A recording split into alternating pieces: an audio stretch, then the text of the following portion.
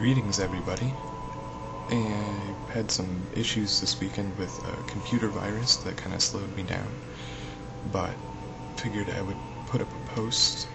Eric has already posted hers. Willie has commented, and even Dennis has chimed in too, so I thought that it might be prudent to take the risk and just go for it with a video. So, Chapter 1 of The Complete Idiot's Guide to Alchemy. I kind of got let off on a tangent the very first paragraph with the Library of Alexandria. I wanted to look into more the history of that. I was familiar with the Library of Alexandria, but not in the context of alchemy. And actually gave me an opportunity to reevaluate some of the Greek poets, Hesiod, Homer, Ovid, and to reassess what I thought they were about. Hadn't realized that they were so explicitly about the art of nature, which is another term for alchemy.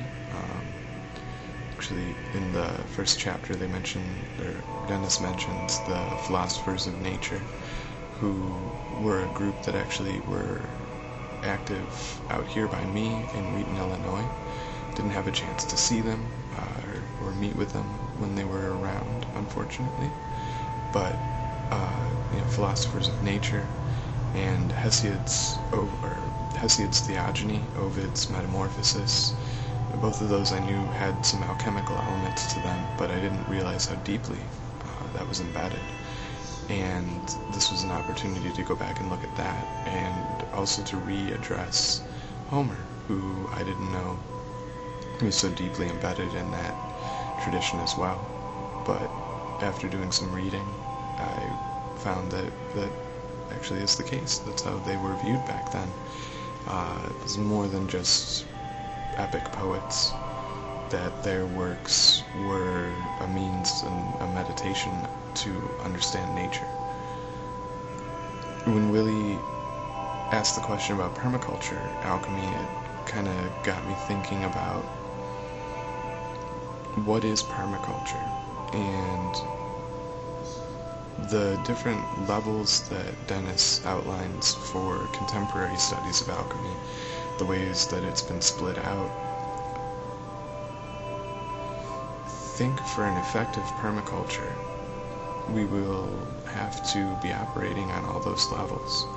I don't know that that's something that a lot of permaculturists take into account, but there's a psychological, spiritual, practical, and social element to it. And as Dennis pointed out in his response to Erica's post, and I think his response to Willie, that is one of the things that's missing in a lot of talk about alchemy today, is that it is active on all these levels, and really tied to the individual coming into a relationship with the whole. And with an effective permaculture, I think that is what we're going to have for any kind of sustainable philosophy in our society, is a new relationship between the individual and the whole of society, and nature itself too. In terms of artistic alchemy, that's something that I'm very in touch with in my own artistic practice. I try to use office supplies and common items that everybody has around the house. I've done some painting with soy sauce, and a lot of my drawings are done with Sharpie marker on computer paper, which got me in trouble in high school, but now that I'm no longer in high school for many years, it has become kind of a key to my practice, and a way for me to explore taking commonplace things and bringing about sort of different sense of them. And Erica had asked what the music was behind my welcoming message. And that's actually a British band, Coil, that when they were active, they were very heavily influenced by alchemy, and did practice alchemy. And so that song in particular was them taking a BBC theme song for the TV show Are You Being Served, and finding a deeper essence in it and bringing that out, kind of transmuting an everyday television theme and turning it into a piece of music that really goes beyond that.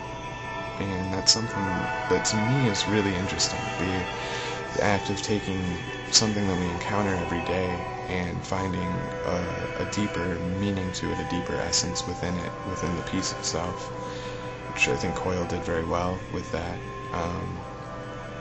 And what I'm playing now, this is Arvo Part, his work De Profundis, which Arvo Part is known for his use of the alchemy of the voice.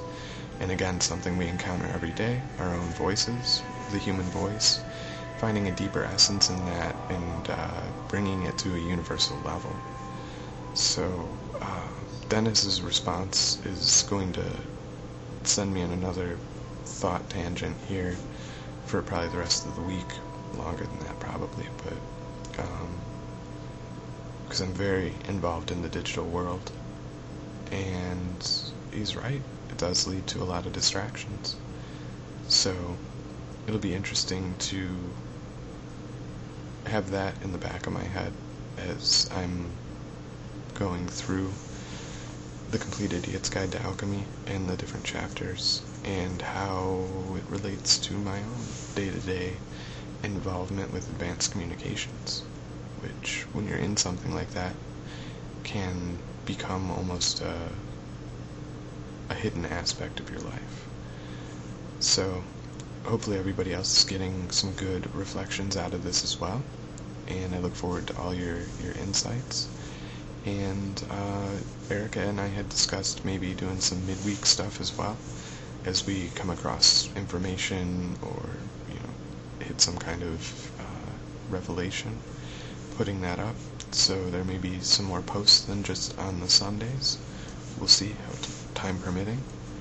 And thank you to Dennis for getting in so early and providing a good baseline for us to move forward on. So take care, everybody. Look forward to hearing from you, and looking forward to next Sunday when we go over Chapter 2.